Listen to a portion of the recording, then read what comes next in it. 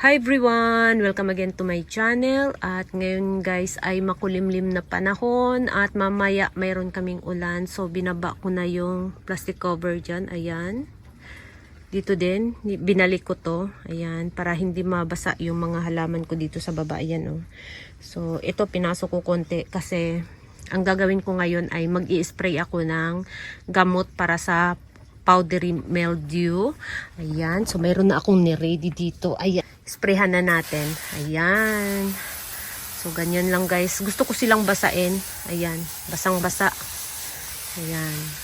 So, magandang timing ngayon kasi makulimlim. Tapos bukas din, makulimlim din. So, hindi sila masunog, maluto sa gamot. Ayan. Minsan kasi guys, kapag nag-spray tayo ng gamot, tapos kinabukasan, mainit. Yung dahon nila, luto or masunog sila, magkaroon sila ng sunburn kasi yung gamot ay mainit sa dahon. So, nag-i-spray ako ng ganito kapag yung panahon ay sunod-sunod na makulimlim. Ayan lang guys. Kailangang basang-basa.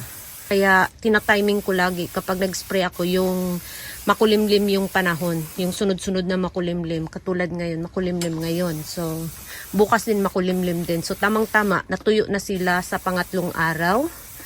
Ayan, so maiwasan natin yung masunog yung dahon nila. Ayan. So ganyan lang guys. Ayan oh. Ayan oh. 'Di ba basang-basa? Ayan. Ganyan ako mag-spray guys. So ayan. So buhatin muna natin, hindi na ako makapunta dun sa dulo. So dito din sa baba, ayan. Ayan. Kaya ko sila tinago ngayon kasi yung iba dito basa pa, lalo na ito. Ito, pinaulanan ko kasi ito nung nakaraan. Kaya ko sila tinago ngayon. Para hindi na sila mabasa pa. Ayan. So, yung sa dulo din. Ayan, ganyan guys. Ayan.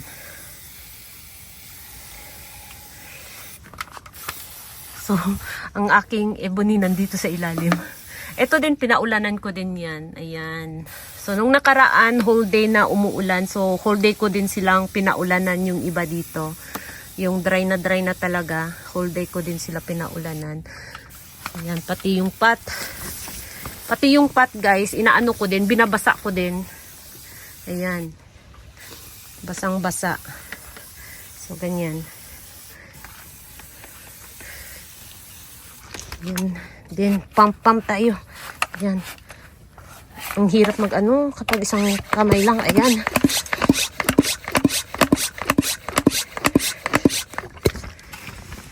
Ito din, sprayhan din natin. Ayan. So, pati yung sa babang dahon nila, sa ilalim din. Ayan. Pag nag-spray ako guys, yung ilalim din ng mga pot nila, ini-sprayhan ko din yan. Kapag mayroong sobra, ayun, ini-sprayhan ko din. Hindi lang yung dahon, talagang lahat pati pot binabasa ko ng gamot. Ayan. So ang ano nga pala guys, ito nga palang aking Tito Buns. Oh, ayan oh. Ang aking variegated Tito Buns. Mayroon na siyang mga babies. Ayan. Ito, mayroon na siyang baby. Ayan oh. Lahat ng dahon niya na natanggal. So, yung mga natanggal na dahon, nilagay ko dito. Ayan. So, ayan na. Malaki na yung mga baby, guys. Ayan. Naglabasan na. So, ay, nalukot na. Ayan. Ano ba to?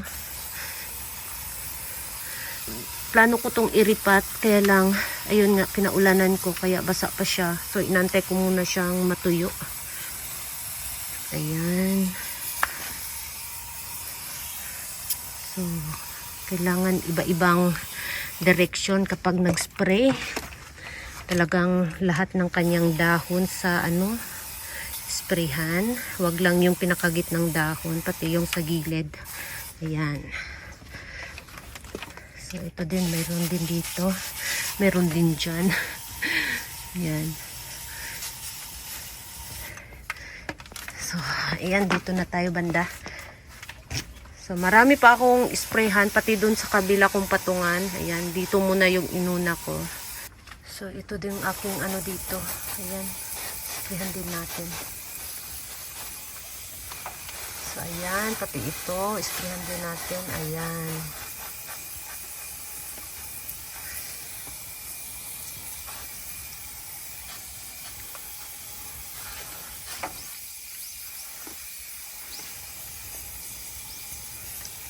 Ayan.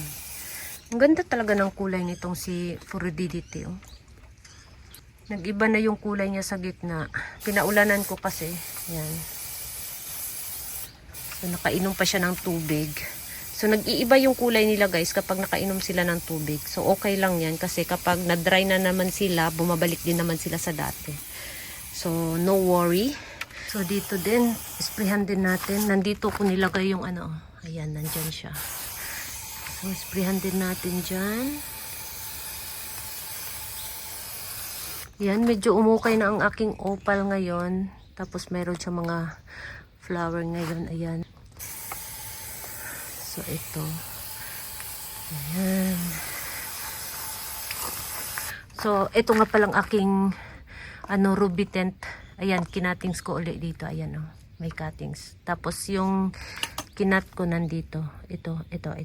Ayan. Wala pa siyang ugat. So, nakapatong lang siya dyan sa lupa. Ayan.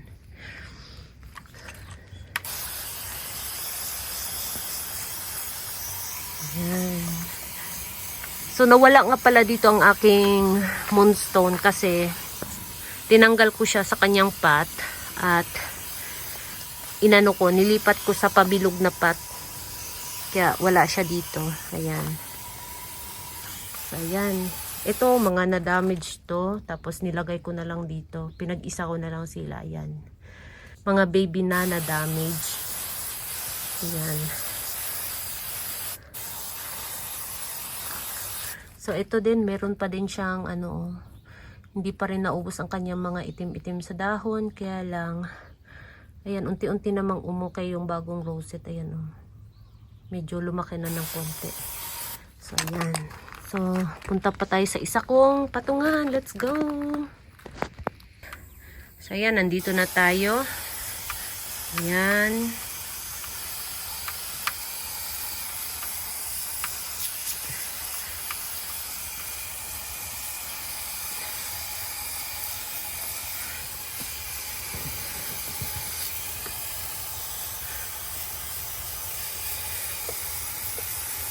Diba? Oh, ang ganda nito. Si Red Bell. Ayan. Ang ganda ng kanyang dahon. Si Red Bell. Ayan. Tapos ito mga bago kong mga leaf propagation. Ayan. Meron pa din doon sa aking potting area. So, hindi ko pa dinala dito kasi wala ng space. Ayan. Pati itong aking mga krasula. So, yung iba dito, kinatings ko na. Ayan. Tapos, ito. Ayan. Ito, bagong tanim. Itong nandito na pot. Ayan, mga bagong tanim.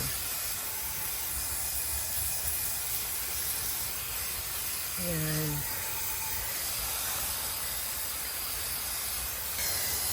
Ayan, pulang-pula na ang aking variegated mini bell. Ito din. So, ito yung pinakapuno, ito yung cuttings. Ayan. So, plano ko na naman yung i-cut uli. Ayan. Ito, mas lalo siyang gumanda itong aking, black ionium. Gumaganda siya ng gumaganda.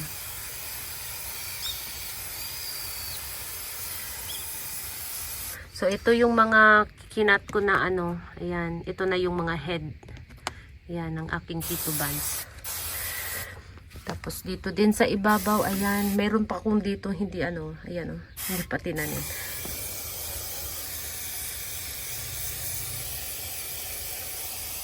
So, ito guys, variegated titubans to siya dati. So, leaf propagation lang, pero ang lumabas ay hindi siya variegated, ayan Tapos ito, nagiging kulay dilaw. Ito, nakakonect pa rin siya dito. Dito, itong puno. Ito yung pinakapuno. So, hinedcut ko to. And then, ito yung, head. So, ito, nakakonect pa rin siya dito sa pinakapuno. Ayan. Tapos, yung dahon, ayan. hindi pa rin siya nag-variegate yung dahon na tinanggal ko dito. So kapag tinanggal ko to, itong dilaw, sineparate ko siya sa pinakapuno, mamatay yan. Kaya hinayaan ko lang siya dyan.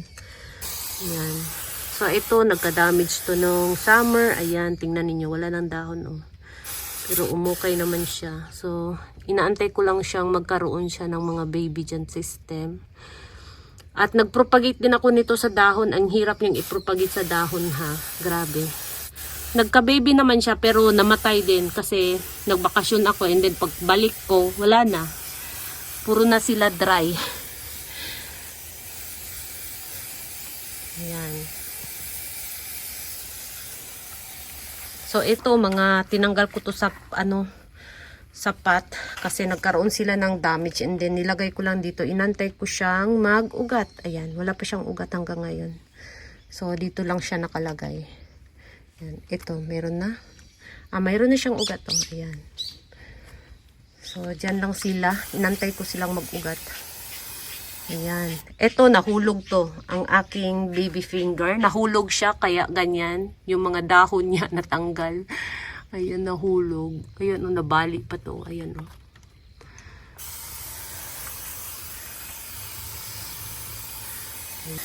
So, ito, mga bagong ripat to dito. Ayan. Ayan. Ito din, bagong ripat din to. Itong mga ebony na to guys ay galing doon sa pinakapuno na hinedcut ko na ebony. So, tapos ito yung lumabas sa puno. Ayan. Tinanim ko na sila sa kanya-kanyang pot. Ayan. Ito, ano to guys? Madiba Cross Robin. Itong tatlo na to. Ayan. Itong tatlo. Ayan. Madiba Cross Robin.